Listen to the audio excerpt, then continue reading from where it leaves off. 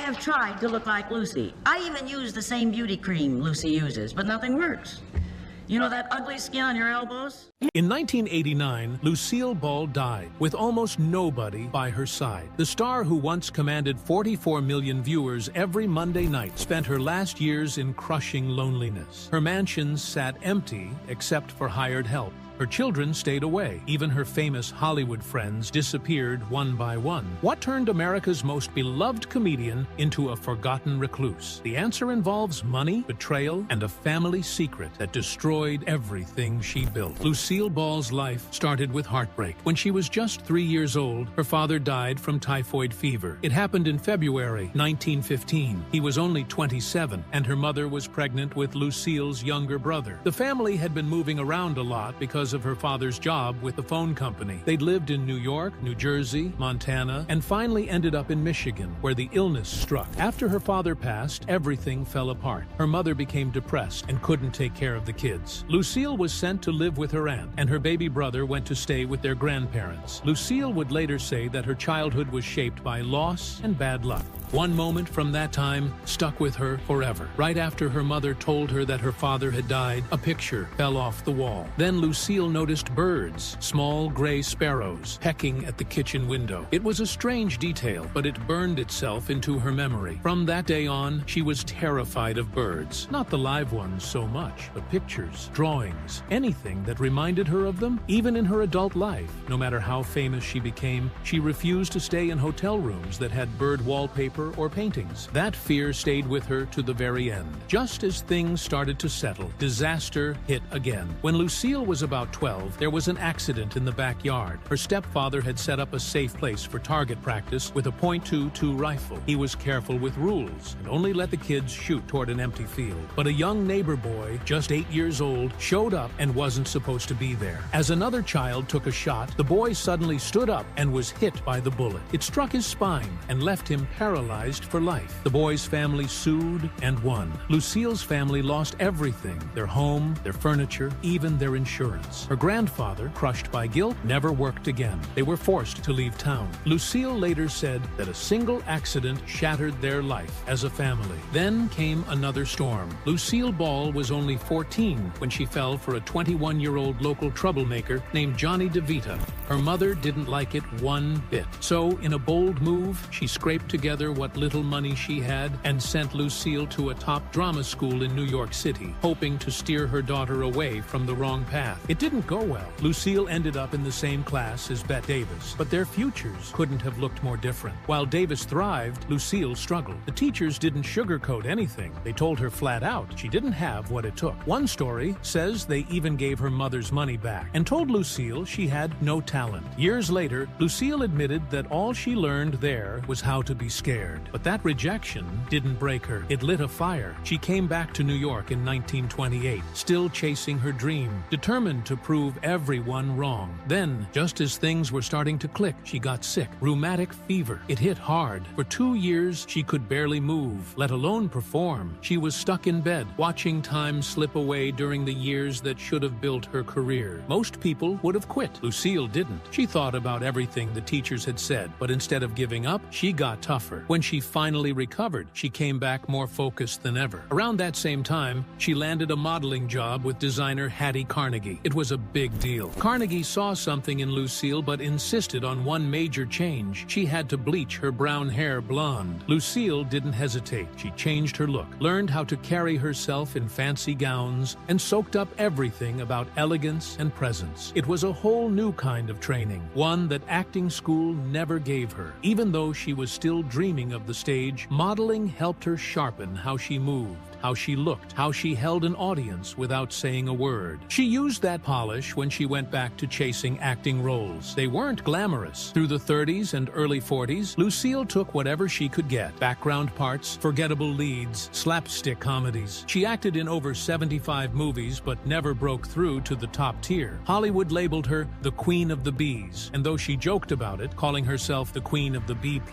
it stung. No matter how hard she worked, the studios tried to fit her into into boxes that didn't quite suit her. Flapper, glamour girl, comic sidekick. Still, she kept going. The roles may not have been great, but they gave her something even better: experience. She learned every corner of the business, figured out what worked and what didn't, and slowly built the skills that would one day let her take over the screen. Not as someone else's idea of a star, but on her own terms. Lucille Ball met Desi Arnaz on the set of a movie called Too Many Girls in 1940. She was already a well-known actress, and he was a young band leader just getting started in Hollywood. The moment they met, something clicked. Desi walked right up to her and asked if she knew how to rumba. Then he showed her a few moves and said, "I can teach you quickly, but only if you go out with me tonight." Lucille was hooked. Later she said she'd never fallen in love so fast. Desi was charming, handsome, and full of energy. The people working on the movie noticed the sparks right away. Some even started betting on how long the relationship would last. It seemed too fast, too intense to be real, but Lucille couldn't stay away. She said he scared her a little. He was wild, unpredictable, and that's what drew her in even more. When the film wrapped, they kept things going with long-distance phone calls, expensive ones. Lucille guessed she spent around $29,000 just talking to him. A few months later, in November 1940, they were both in New York. Desi was performing at a theater, and Lucille was doing a magazine interview. In that interview, she said it would never work, talking about their relationship. But later that day, after a fight about Desi seeing another woman, she showed up at his place, furious. That argument ended with a surprise. Desi asked her to marry him. They got in a car and drove to Connecticut, where they eloped that night, just 6 months after meeting. Their marriage shocked a lot of people. In the 1940s, Hollywood wasn't kind to interracial couples. Studios didn't think a Cuban man and a white woman could work, on screen or off. Years later, when Lucille wanted to bring her radio show to television, CBS pushed back when she insisted Desi play her husband. They didn't think the audience would accept it, but Lucille stood her ground. Looking back, she called their elopement the most daring thing I ever did. Her friends thought it wouldn't last. She admitted, "They gave it 6 months. I gave it 6 weeks." But right after the honeymoon, trouble started creeping in. Desi traveled a lot with his band. Lucille was up early for work, and he was out late playing shows. Their schedules barely crossed. Then there were the deeper issues. Desi had grown up in a world where cheating wasn't really seen as wrong. His own father had taken him to a brothel when he was just 12. He believed that sleeping around didn't mean he wasn't loyal to Lucille emotionally, but for Lucille, it was painful. Add to that his growing drinking problem, and the cracks in their marriage started to show. Even before they married, people had warned her. Desi had a reputation with women from coast to coast. By 1944, just 4 years in, Lucille had had enough. She filed for divorce. Their fights were loud and constant. Their daughter Lucy later said her childhood was full of yelling. But even after filing the papers, Lucille and Desi couldn't stay apart. They got back together in what some called a fiery reunion. This wasn't the last time they'd break up and try again. It became a pattern. Still, they had one more idea. If working apart pulled them apart, maybe working together would hold them together. In 1950, CBS wanted to turn Lucille Ball's popular radio show, My Favorite Husband, into a TV series. But Lucy surprised them. She said she would only do it if her real-life husband, Desi Arnaz, played her husband on the show too. The network didn't like the idea. Desi was Cuban. He had a strong accent. And they didn't think American viewers would accept him as the husband of an all-American woman. At the time, interracial marriages were rarely seen on television, and in many U.S. states, they were still illegal. But Lucy didn't back down. To prove they could work as a team, she and Desi put together a live stage act. They toured the country doing comedy bits and musical performances. Audiences loved them. Critics loved them. Their chemistry was undeniable. The tour was such a hit that CBS finally gave in. They agreed to cast Desi, and I Love Lucy was born. Getting the show made, though, wasn't easy. CBS wanted it filmed in New York, where most TV shows were produced, but Lucy refused to leave Hollywood. That choice changed television forever. Working with producer Jess Oppenheimer, Desi helped develop a new way to film, using 3 cameras at once in front of a live studio audience. It was risky. They had to find a studio that could meet safety rules while fitting in an audience. Eventually, they found one in Hollywood and fixed it up with CBS's help. This filming method made a big difference. It let actors perform scenes straight through, like a play, instead of stopping and starting over and over. It also captured real laughter and reactions from the audience. On top of that, Desi insisted they use high-quality high-quality 35mm film instead of the blurry tape most shows used at the time. That decision turned out to be genius. Lucy and Desi took a pay cut in exchange for owning the episodes through their company, Desilu. Because the episodes were filmed in such high quality, they could be re-aired for decades, making I Love Lucy one of the first big syndication success stories. In 1952, the show hit another hurdle. Lucy became pregnant with their second child. At the time, it was considered inappropriate to show or even mention pregnancy on television. CBS and the show's sponsor, Philip Morris, were not happy. They told Desi it couldn't be shown on screen. But once again, Lucy and Desi stood firm. They didn't want to hide her behind props or avoid the topic completely. Instead, the writers came up with a clever workaround. They would include her pregnancy in the story, but never say the word pregnant. They used softer terms like expecting or with child. One episode even used the French word enceinte. To be safe, they had religious leaders review the script. When the episode where Lucy gives birth aired in January 1953, the same day Lucy had her baby in real life, 44 million people tuned in. The story goes that water use across the country dropped during the broadcast because no one wanted to miss a minute. After that, I Love Lucy became unstoppable. For 4 of its 6 seasons, it was the most watched show in the country. When the show ended in 1957, it was still at the top of the ratings, something only 2 other shows have done since: The Andy Griffith Show and Seinfeld.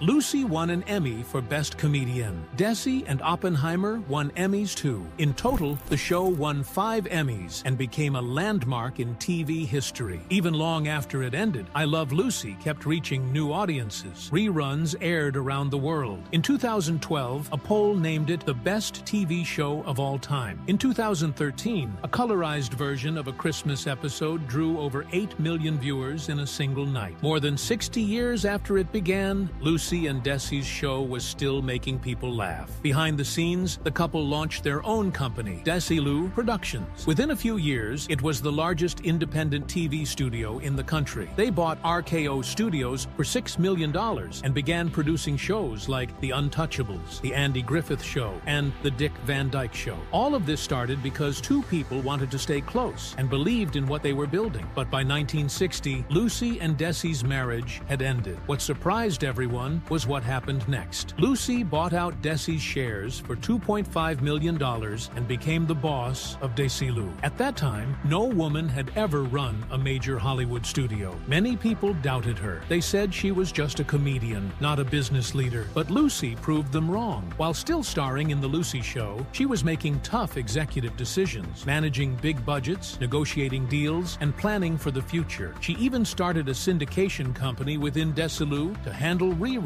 something almost no one was thinking about at the time. Then, in 1966, Lucy made one of her boldest moves. She approved 2 expensive new shows that no one else believed in: Star Trek and Mission Impossible. Her team told her the shows were too risky, too expensive, and too strange, but Lucy trusted her gut. At one point, she even misunderstood Star Trek, thinking it was about celebrities going on tour. Still, she saw something special in it, and she was right. Both shows became classics. By early 1967, Desilu was thriving again. Lucy sold the studio for $17 million, walking away with a massive return and a legacy as one of the sharpest minds in television. Long before all of that, Lucy and Desi had made another quiet but groundbreaking choice. When CBS wanted them to film I Love Lucy live in New York, they insisted on staying in California. They offered to take a pay cut if they could film the show on 35mm. That one decision changed everything. It made reruns possible. It created the syndication industry, and it made I Love Lucy a show that would keep earning money for decades. Even now, more than 70 years later, it's estimated to have made over $700 million in rerun revenue. Lucille Ball didn't just make people laugh, she changed the way television works, and she did it by taking risks, trusting herself, and never backing down. In September 1953, something happened that almost ruined Lucille Ball's career. It started with a rumor. One dropped casually on a national radio show by gossip reporter Walter Winchell.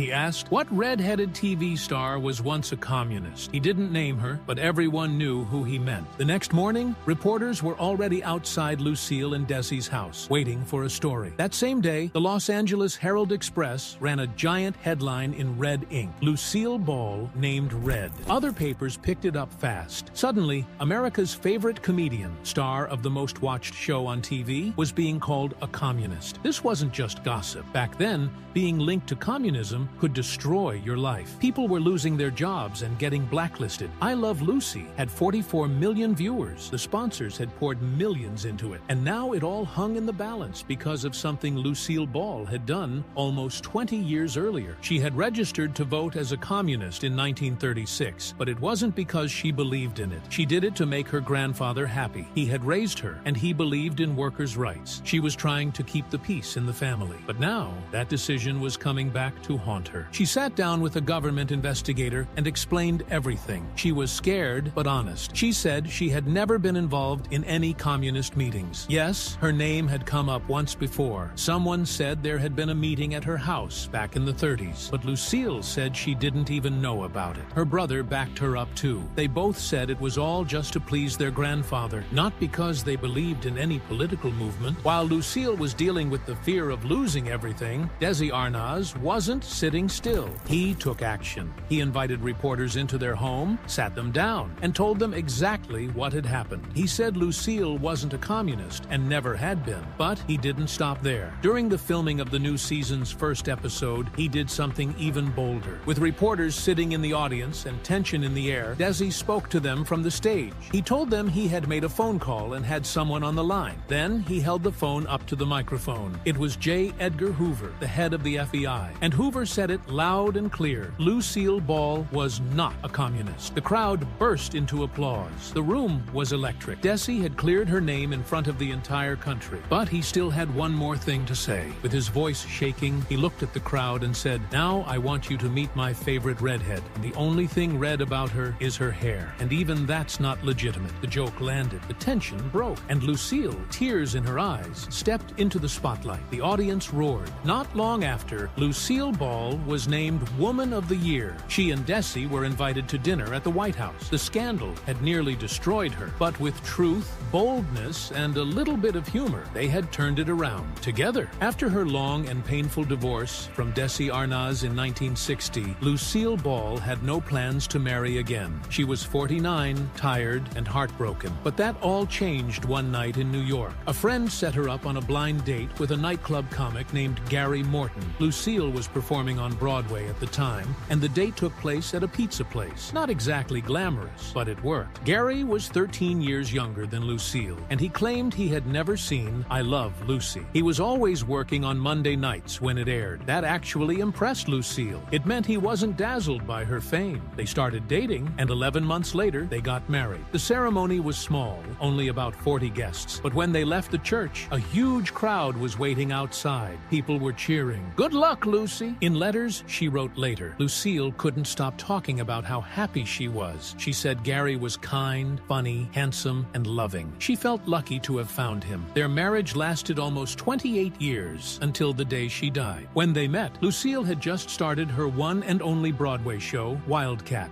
It was supposed to be a big success, but nothing went as planned. A snowstorm delayed opening night because the trucks carrying the sets got stuck on the highway. Her company, Desilu Productions, had invested a lot of money in the show, and the pressure was high. Audiences expected to see her act like Lucy Ricardo from TV, but the role was very different. So Lucille started changing her performance, adding jokes and facial expressions that reminded people of her TV character. It didn't help. Reviews were not great, and the stress took a toll on her health. She got sick, and sometimes the show had to shut down. Then, one night in April, she collapsed on stage. They tried to pause the show so she could recover, but the musicians' union said they still had to be paid. The costs were too high, and the show closed for good after just 171 performances. It was a rough moment in her career. Things didn't get easier at home. In 1970, Lucille's teenage son, Desi Jr., started dating actress Patty Duke. Patty was 23. disagree, and Lucille didn't approve at all. Ironically, she had once been 6 years older than Desi Sr. when they got married, but now she was furious about her son's relationship. She gave him harsh ultimatums. If he didn't end it, he'd be kicked out of the house, out of the will, cut off entirely. Desi Jr. believed his mom was mostly worried about protecting the family's image. Patty said she didn't hold a grudge, but she was deeply hurt. She felt she had good intentions and didn't deserve to be treated like a threat. On top of everything, she was struggling with mental health issues and also dating other people, including actor John Astin. Still, the relationship with Desi Jr. kept going, off and on. Then came the scandal. Patty got pregnant shortly after marrying a man named Michael Tell. The marriage lasted only 13 days, but rumors started flying that Desi Jr. was the real father. Lucille was horrified. After years of carefully building a wholesome public image, this was the last thing she wanted. Patty admitted later that she let people believe Desi was the father, even though she knew he wasn't. She didn't lie, but she also didn't correct the story. The press went wild. When she gave birth to her son, Sean, in 1971, the hospital had to hide his name to keep reporters away. Desi Sr. and Lucy, Desi Jr.'s sister, visited the baby. Lucille did not. Years later, DNA tests showed Michael Tell was Sean's real father, but Desi Jr. stayed in Sean's life. Despite everything, they had a bond. Still, the damage was done. The headlines, the gossip, the drama, it all became exactly what Lucille had feared. Her family's name had been dragged through a scandal she couldn't control. After I Love Lucy ended in 1957, most people expected Lucille Ball's career to fade, but Lucy wasn't done. Not even close. In 1962, she came back with a new show, The Lucy Show, and to everyone's surprise, it became even more popular than her last one. By 1968, she was riding high again, but made a surprising move. She walked away. She'd sold her company, Desilu, and didn't want to keep working on something she no longer owned, so she started fresh with a new production company and a new series. Here's Lucy. This time, it was personal. She cast her real-life children, Lucy and Desi Jr., to play her kids on the show. She said she wouldn't do it unless they were part of it. The show tried to speak to a new generation, touching on civil rights, rock music, and changing social norms. It was Lucy's attempt to stay relevant in a changing world, but by 1973, ratings were slipping. Her daughter Lucy left for a Broadway tour, and Lucy herself was eyeing a return to the big screen with Mamie. After 23 years of dominating TV, she finally stepped back. But Lucy had already started facing cracks behind the scenes. Her closest friend and co-star, Vivian Vance, had left The Lucy Show years earlier. Vivian was tired. The long commute from her home on the East Coast to the studio in L.A. had worn her down. She asked for more money and creative input, but didn't get it. She walked away, and it broke Lucy's heart. Privately, she cried, saying she couldn't imagine doing the show without her. The show's format had to be changed entirely after Vivian left. Years passed. Then, in 1985, at age 74, Lucy did something no one expected. She played a homeless woman in a TV drama called Stone Pillow.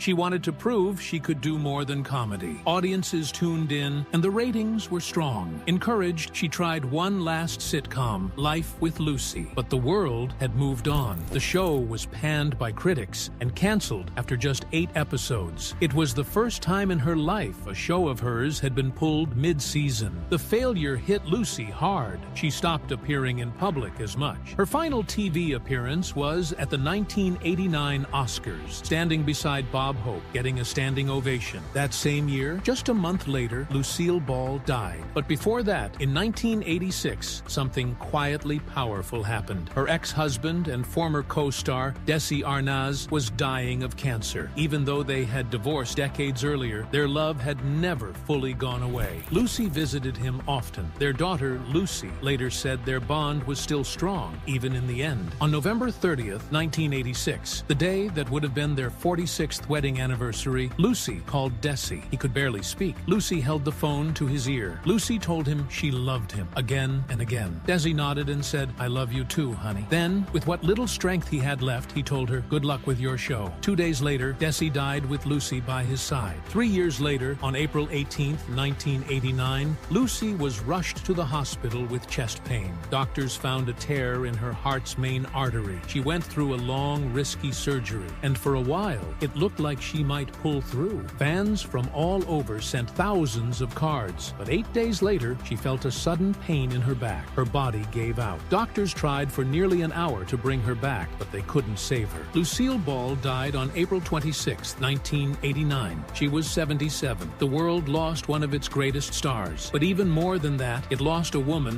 who had fought to stay seen, loved, and remembered right until the very end.